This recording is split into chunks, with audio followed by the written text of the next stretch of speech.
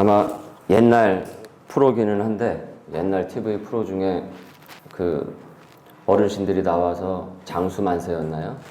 뭐 그런 프로가 있었죠. 정확한 그 프로그램 명은 기억이 나질 않는데, 그래서 어르신들이 나와서 이제 퀴즈를 풀던 그런 TV 프로그램이 있었습니다.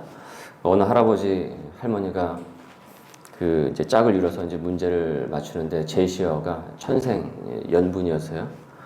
그래서 이제 할아버지가 할머니에게 이제 문제를 이제 냈죠. 당신하고 나하고의 사이를 뭐라고 그러냐 그랬더니 할머니가 조금도 주저함 없이 왼수라고 제 얘기를 했습니다. 할아버지가 뭐 방청객이 막 웃고 막 이제 난리가 난 거죠. 사회자도 웃고. 그래서 할아버지가 당황하셔가지고 두 글자가 아니라 네 글자다 그랬더니 뭐라고 했습니까? 평생 왼수라고 하면서 이제 답을 했다라고 하죠. 뭐 옛날 그 프로그램에서 있었던 일인데, 이게 웃고 지나갈 이야기이기는 하지만은 사실 우리 일상에는 이런 왼수가 실제로 있죠. 나하고 맞지 않는 사람, 그리고 내 속을 계속 박박 긁어놓는 사람. 그것이 직장 동료가 될 수도 있고, 뭐 친구, 아는 사람, 심지어 가족의 구성원, 심지어 그렇지 않기를 원하나 교회 안에 구성원일 수도 있습니다. 우리가 인간관계 맺는 모든 이 바운더리 내에서는 이와 같은 우리의 마음에 항상 편하지 못하고 불편한 마음을 주는 사람을 우리는 만날 수밖에 없습니다. 오늘의 이 로마서는 그런 관계 앞에서, 그런 인간의 관계 앞에서 우리 일상에 이와 같은 일들이 있는데, 예수 믿는 사람이 그럼 이와 같은 인간관계 속에서, 사람과의 관계 속에서 어떻게 반응을 해야 하는가? 이것을 아주 구체적으로 가르치고 있습니다. 결론부터 말씀을 드리면은 악에게 지지 말고 선으로 악을 이기라. 선으로 악을 이기라 라고 합니다. 자, 로마서 앞부분에서 우리가 이전에 오늘 12장이죠. 쭉 지금 강해 설교를 쭉 말씀을 순차적으로 보고 있는데 12장입니다. 그리고 우리 12장을 쭉 살펴봤어요.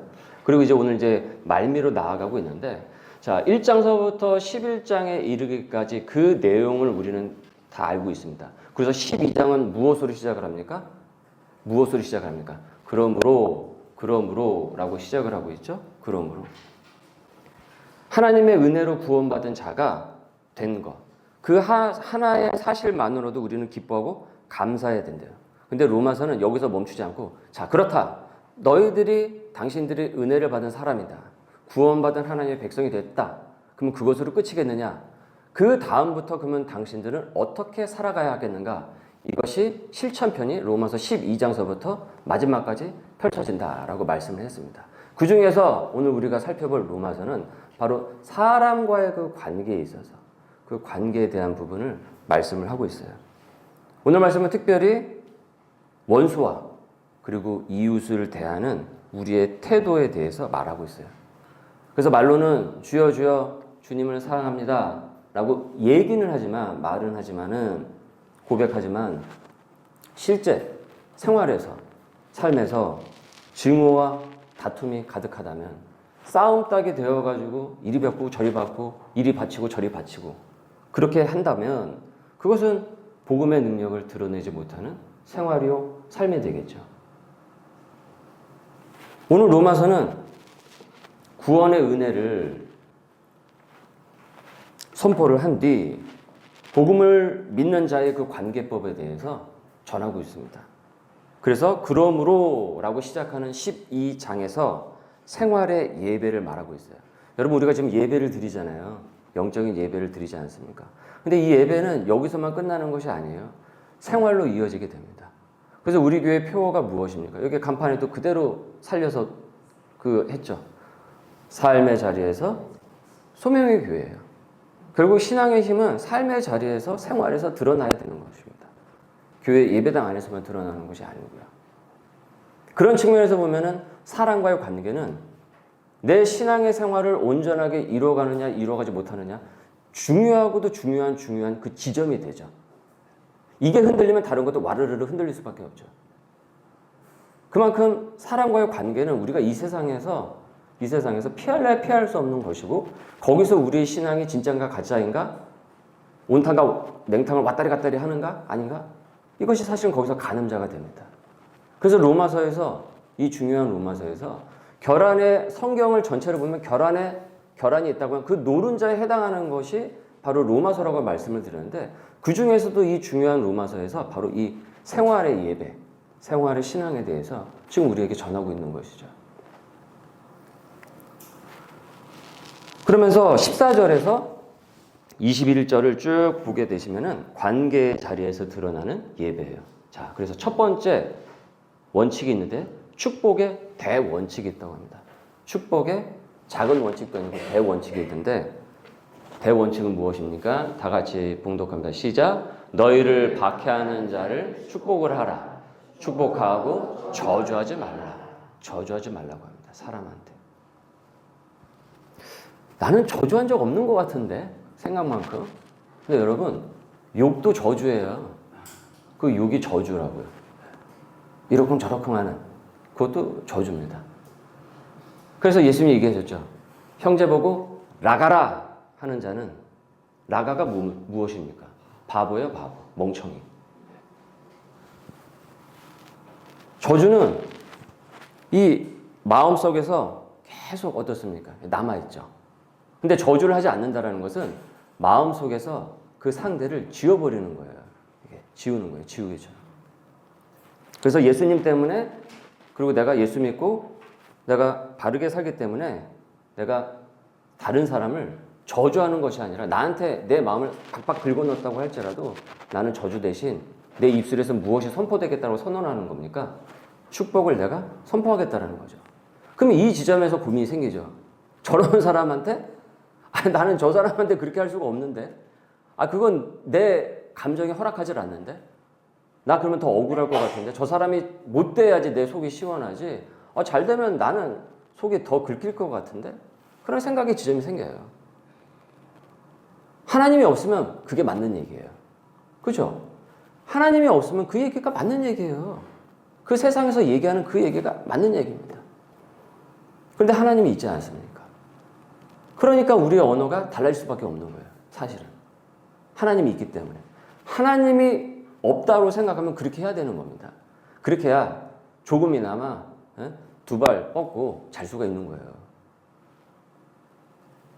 그러나 분명히 말씀하고 있어요. 박해하는 자를 축복을 하라.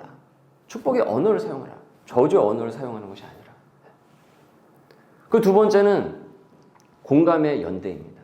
15절에서 16절의 내용인데 있습니다. 즐거워하는 자들과 함께 즐거워하고 우는 자들과 함께 울라. 서로 마음을 같이하며 높은 데 마음을 두지 말고 낮은 데 처하며 스스로 지혜 있는 채 하지 말라. 사촌이 잘 되면 막 배가 아프다. 그런 속담이 있죠. 누군가 이렇게 잘 되면은 질투하기가 쉽고요. 그리고 누군가 어려움을 겪으면은 모른 척 하기가 참 쉽습니다. 지금 세상은 더군다나 더 그렇습니다. 그러나 성령 안에 사는 사람은 함께 울 수 있고 함께 기뻐할 때 즐거워해 줄 수 있어야 된다는 거예요. 감정의 동감이 일어나야 된다는 거죠. 여러분, 교회가 교회다워지는 것은 어떤 건물이나 다양한 어떤 현란한 프로그램, 이것이 난무하는 것이, 이런 것이 많은 것이 교회가 교회다워지는 것이 아닙니다. 함께 슬퍼하는 사람이 있으면 함께 울어주고, 기뻐할 일이 있으면 함께 기쁨으로 축복해주고 동참해주는 것. 그 교회가 좋은 교회입니다. 이게 매우 쉬운 것 같죠? 근데 되게 어려워요. 교회 안에서. 이게 잘 안 됩니다. 그래서 좋은 교회는 즐거워할 일을 그대로 함께 즐거워하는 거예요. 그대로. 그리고 울고 싶은 일에 대해서는 함께 고심을 하고 기도하면서 그 방법을 계속 찾아 나가는 거예요. 그래서 남의 집안에서 일어나는 여러 어려운 일들이 있잖아요. 그럼 그것은 우리 교회 안에서 뒷말거리가 아니라 뒷말거리, 왜 그랬대? 왜 저랬대? 어떻게 저럴 수가 있어? 집에서? 이런 뒷말거리가 아니라 기도거리가 되어야 됩니다. 뒷말거리가 아니라 무엇이 되어야 된다고요? 기도거리가 되어야 됩니다. 언제나 그 문제들은 항상 기도거리가 되어야 됩니다. 그런 교회가 좋은 교회입니다. 저는 우리 소명의 교회가 그와 같은 좋은 교회가 될 수 있기를 소망합니다. 그런 교회가 될 수가 있기를 여러분들 힘써서 기도해 주세요. 그리고 마음을 쓰세요. 함께 울고 함께 즐거워하라. 즐거워할 일이 있으면 함께 즐거워해 주세요. 그리고 울어야 할 일이 있으면 함께 감정을 동감을 해주세요. 들어주시고. 그리고 지혜를 구하십시오. 특별히 소그룹에서. 그래서 하나님께서 저 집에 저런 일이 있구나. 그럼 하나님께서 지금 나보고 기도하라고 하시는구나. 그렇게 빚진 마음으로 기도의 거리로 받아들여야 된다는 거죠. 그런 교회를 하나님이 좋아하시고 그런 성도를 하나님께서 축복하시고 좋아하십니다. 그리고 이어서 세 번째는 뭐냐면 보복에 대한 중지와 화목을 지향하는 것입니다. 17절과 18절인데요. 한번 읽을까요? 시작. 아무에게도 악을 악으로 갚지 말고 할 수 있거든 너희로서는 모든 사람과 더불어 화목하라. 화목하라 라고 했어요. 우리는 본능적으로 어떻습니까? 이 되갚아 주고 싶어 합니다. 구약에서 얘기하듯이 내 눈을 뽑았어? 아 그래? 그럼 나도 너의 눈을 뽑겠어. 근데 눈에서 눈으로 끝나지 않아요. 보복은요. 귀까지 뜯어갑니다.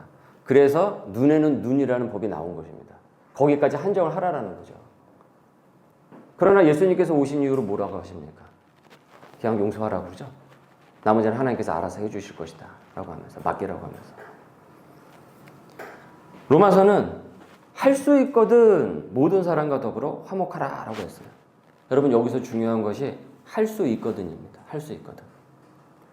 최선을 다해보라는 거죠. 할 수 있거든. 최선을 한번 다해보라는 겁니다. 어떤 경우에는 내가 최선을 다해서 했는데 그 상대가 그렇게 응해주지 않을 때가 있어요. 그 화해의 손짓을 받지 않을 때가 있어요. 그럴 때 억지로는 아니에요.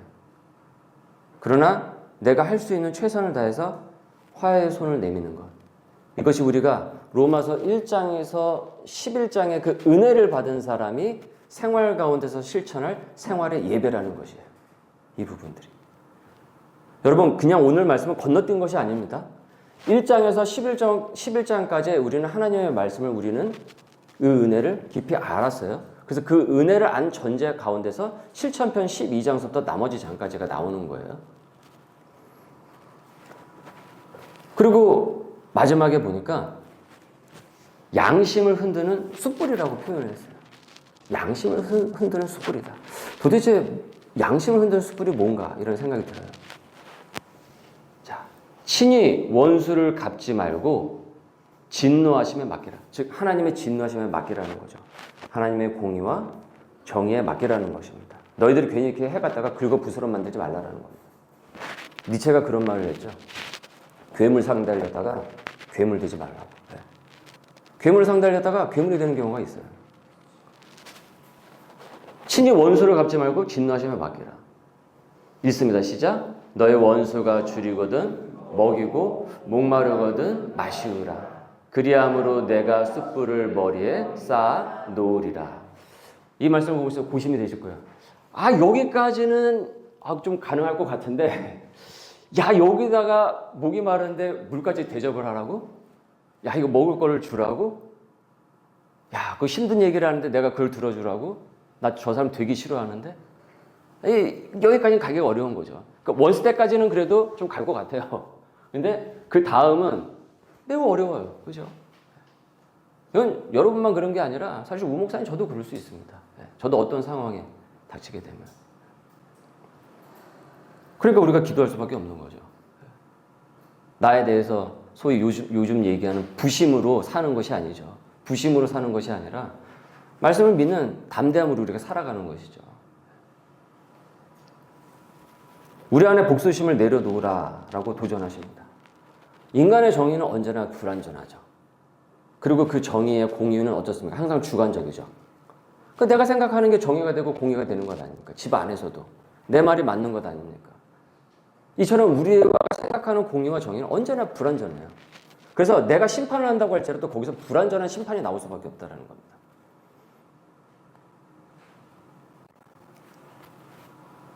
그러나 하나님의 정의와 공의는 어떻습니까? 완전하죠. 심판은 완전하시죠. 그래서 우리가 원수를 갚으려고 하면 결국 또 다른 악순환이 계속 반복이 된다는 거예요. 하지만 하나님께 맡기면 하나님께서 가장 선한 방식으로 갚아주신다는 것이죠. 그 억울함을 들으시고. 그리고 사실 이 말씀은요, 저와 여러분에게 또 다른 그 역설적으로 복음이 될 수 있는 겁니다. 여러분 생각을 해보십시오. 내가 항상 피해자였습니까? 항상 피해자였나요? 내가 피의자였던 적은 없나요? 그럼 이 말씀을 그대로, 이 말씀이 없는 상황에서 내가 놓여졌다고 생각해 보십시오. 내가 무슨 일을 당하겠습니까? 어떤 변고의 일이 있었겠습니까?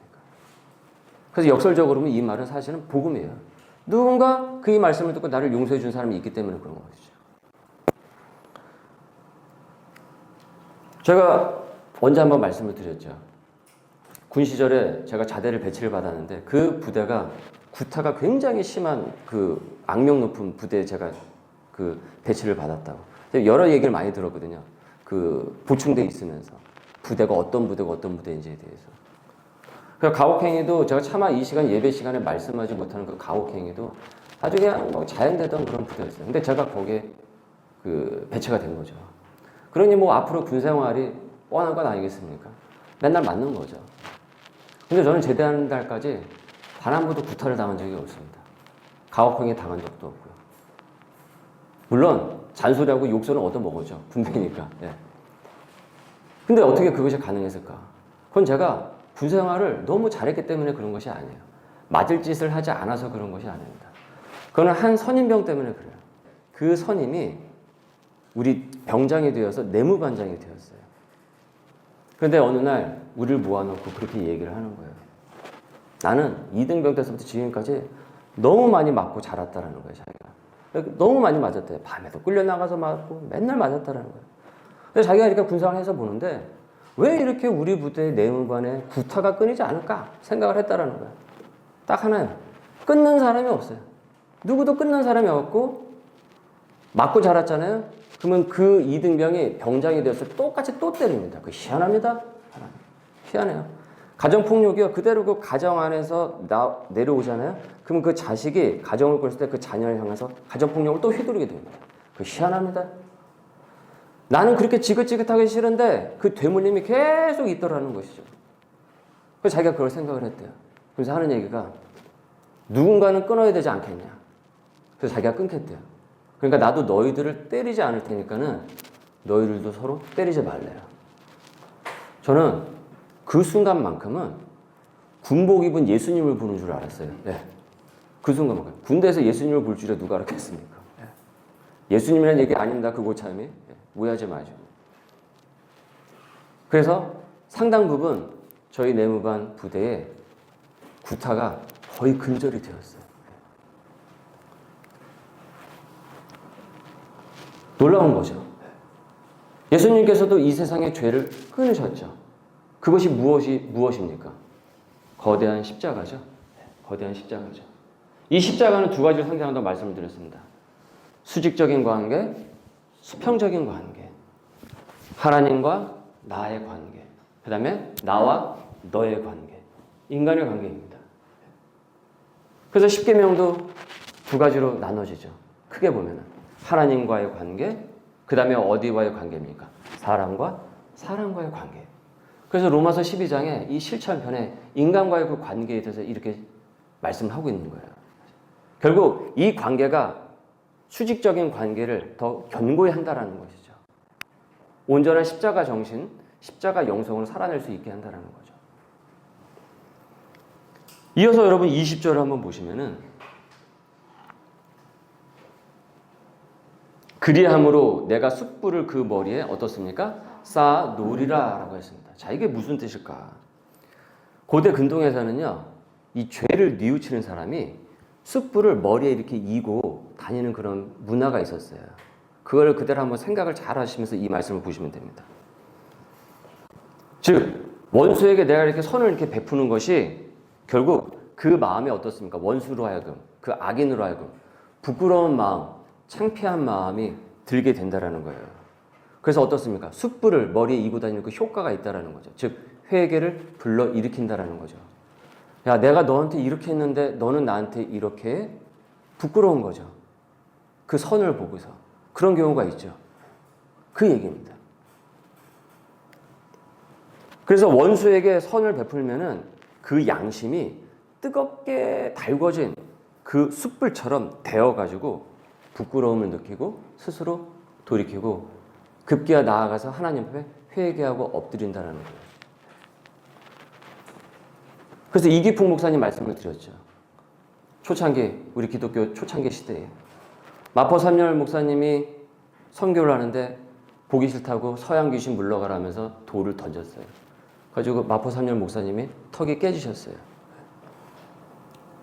완전 그 동네에서 보통 사람이 아니에요, 그 사람이. 그러나 어떻습니까? 예수님께서 그의 꿈 가운데 나타나셔서 기풍아 우풍아 어떻게 나를 그렇게 핍박을 하냐, 누십니까? 거기서 깨어서 바로 교회로 달려가가지고 마포 삼열 목사님한테 너무 죄송하다고 하고 회개하고.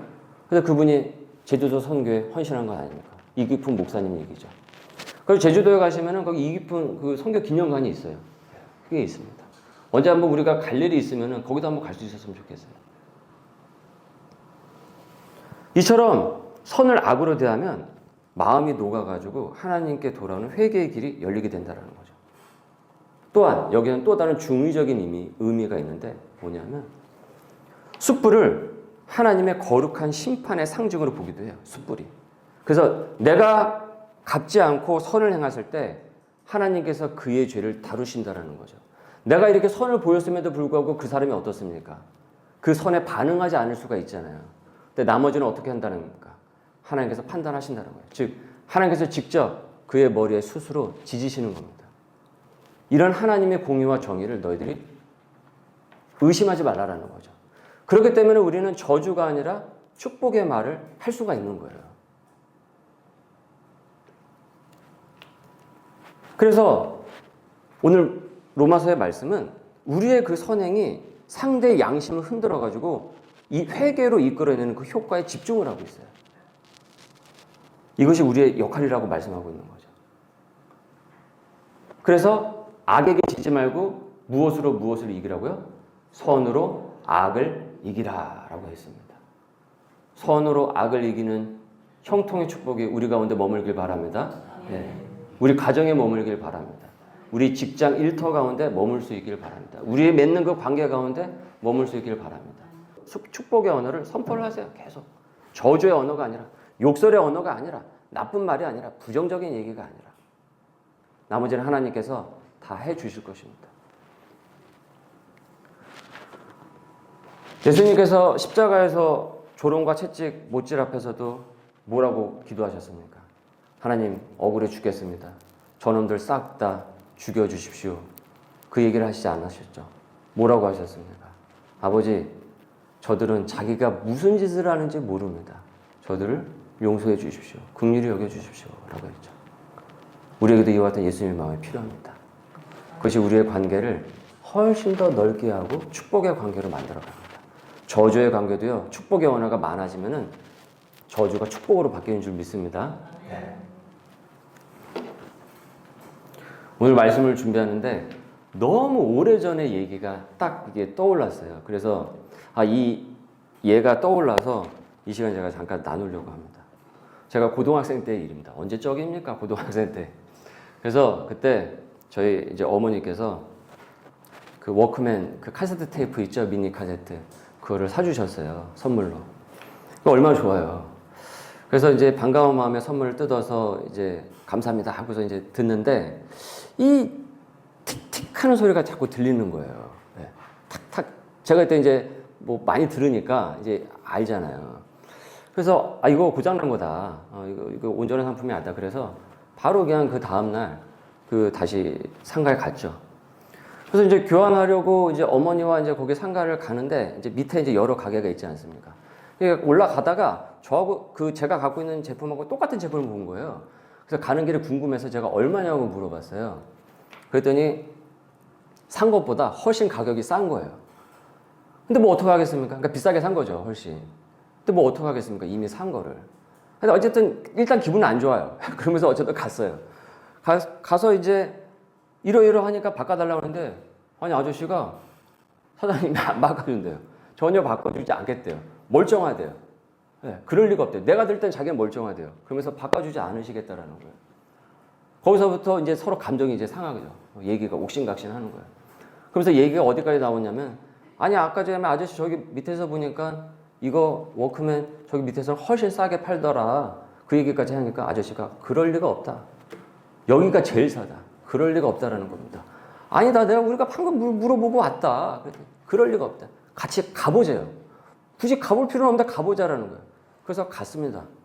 그래서 아까 전 아저씨가 얼마라고 했냐 그랬더니 우리를 만난 적도 없고 그 가격을 부른 적도 없대요. 이 밑에 있는 아저씨가. 서로 어떻습니까? 다 한통속이었어요. 저와 어머니는 순식간에 거기서 바보가 됐습니다. 그 상가에서. 제가 그때 생각을 했어요. 무슨 생각이 들었냐면, 아, 어른들은 거짓말을 되게 잘하는구나. 학생이 여기 있는데, 고등학생이 내가 여기 있는데 저렇게 대놓고 거짓말을 하는구나. 너무 실망스러웠어요. 어떻게 보면 저의 사회생활이면 사회생활인 것이 그런 식으로 다가온 거죠. 그리고 얘기가 거기서 뭐 더 이상 얘기할 수가 없으니까. 그래서 다시 그 가게에 와서 얘기를 하는데 얘기가 과열이 되니까 목이 마른 거예요.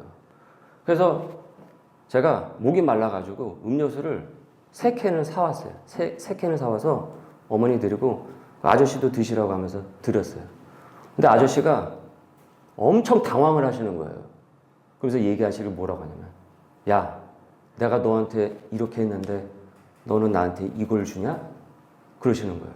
그러더니 자기가 어디서 주섬주섬 가더니 이게 제일 좋은 거라고 하면서 그거를 이제 딱 하고서 바꿔주신 거예요. 네. 그러니까 본인 말들은 제일 좋대요. 근데 들어보니까 멀쩡해요. 네. 그때 그 제품이. 여러분 어떻게 상황이 이렇게 바뀌게 된 겁니까? 논리와 압박이 아니라 음료수 하나가 바꿨어요. 음료수 하나가 바꾼 겁니다. 음료수 하나가 전해진 그 아저씨의 양심에 진동을 일으킨 거죠. 소위 그 아저씨의 양심에 머리 위에 무엇이 얹어진 겁니까? 숯불이 얹어지게 된 거죠. 여러분 이 말씀 이제 앞으로 안 잊으시겠죠. 네.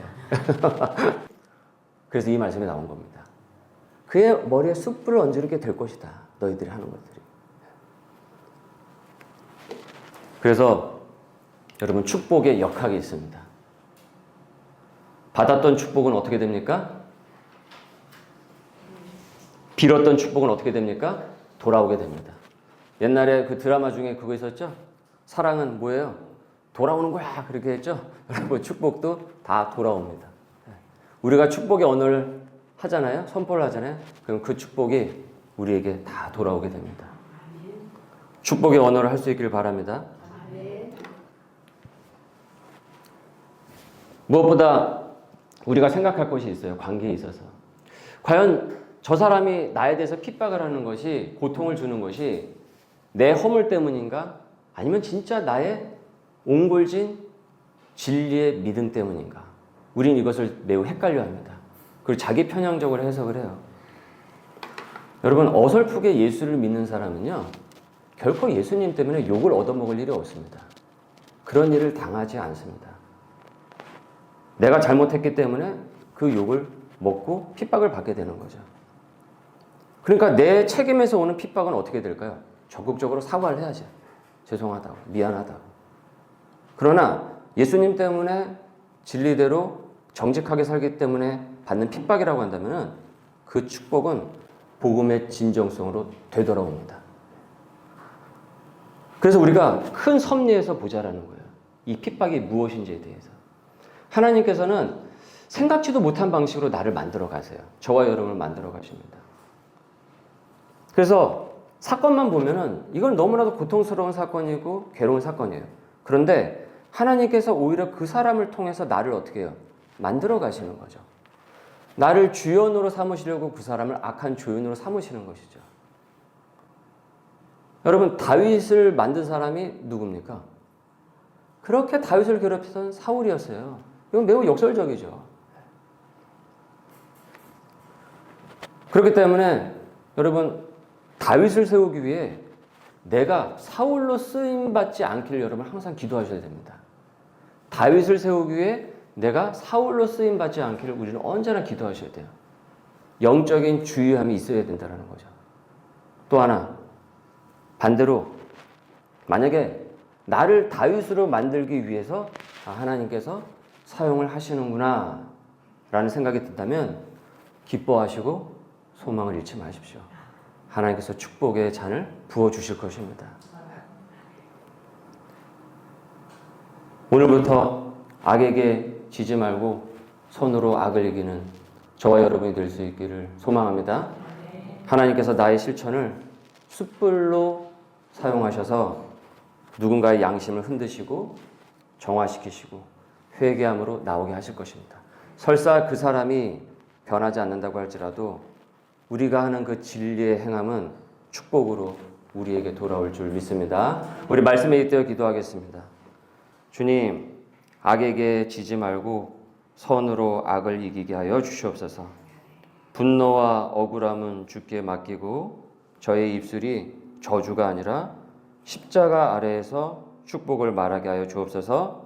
남의 일은 뒷말이 아니라 기독거리로 품게 하여 주시고 함께 웃고 함께 우는 교회 되게 하여 주옵소서. 우리 함께 같이 기도합니다. 은혜가 많고 감사하신 주님, 악에게 지지 않고 선으로 이기길 원합니다.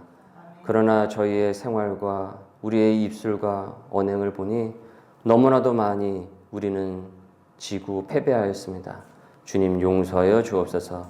주님 이 시간 다시 주님 앞에 말씀 앞에 결단하며 나아가오니 우리의 입술이 축복의 입술이 되게 하여 주옵시고 함께 울고 함께 즐거워할 수 있는 거룩한 공동체로서 주님을 기쁘게 해드릴 수 있도록 인도하여 주옵소서. 그리하여서 이 지역사회에 힘들어하고 고통을 겪는 이들에게 주님의 기쁨의 복음을 함께 나눌 수 있는 기쁨의 공동체가 될 수 있도록 소명의 공동체가 될 수 있도록 우리와 함께하여 주옵소서.